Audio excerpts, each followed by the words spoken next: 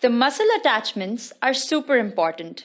As we know, the maxillary muscles help in the movement of our eye, our nose, and our face, the cheekbones, and the movement of jaw. The orbicularis oculi originates from the frontal process of maxilla and nasal part of frontal bone. It protects the eye from bright light, wind, and rain and causes forceful closure of eyelids.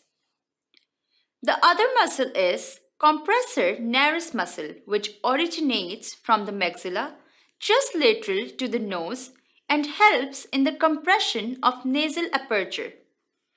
We also have the dilator nares muscle originating from the lateral incisor and dilates the nasal aperture, where the depressor septi muscle is present over the medial incisor and its function is to pull nose inferiorly. The orbicularis muscle helps in closing the lips and protruding the lips. The muscle of the cheek, which is buccinator, coming from the upper fibers of maxilla, which flattens the cheeks against gums and teeth. The levator labii superioris nasi coming from the levator labii superioris iliac nasi coming from the frontal process of maxilla. It lifts the upper lip and dilates the nostril. We also have levator labii superioris originating from the inferior orbital margin of the maxilla and elevates the upper lip, forming the nasolabial groove.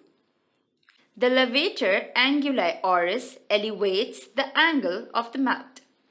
As we know, there are 3 levator muscles, so to remember them, we have a mnemonic which is let long live, where L stands for levator anguli oris, another L stands for levator labii superioris, and the third L stands for levator labii superioris iliac nasi muscle. Guys, this was all about the maxilla.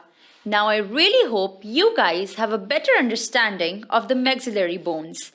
The bone marks, its landmarks, the surfaces, processes, and everything related to maxilla. So keep watching sqadia.com for better lectures and a good understanding.